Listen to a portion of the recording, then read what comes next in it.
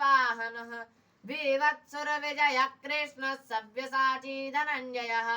तिस्रो वार्याकफल्लस्य दाहिनी मोहिनी सती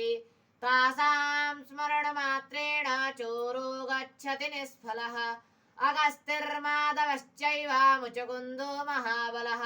कपिलो मुनिरास्ते कप्पञ्चैते सुखसायिनः नर्मदायै नमः प्रातर्नर्मदायै नमो निशि नमोऽस्तु नर्मदे तुभ्यं त्राहि मां विसर्पतः सर्पापसर्पभद्रन्ते दूरं गच्छ महाविश जन्मे जयसि अज्ञान्ते आस्ते कवचनं स्मर आस्ते कवचनं श्रुत्वा यः सर्पोरनिवर्तते सतदा विद्यते मूर्धृशंसवृक्षफलं यथा यो जरत्कारुणा जातो जरत्कन्या महायश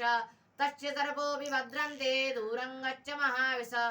एतान् गारुणमन्त्रास्तु निशायां पठते यदि मुच्यते सर्वबाधाभ्यो नात्र कार्या विचारणा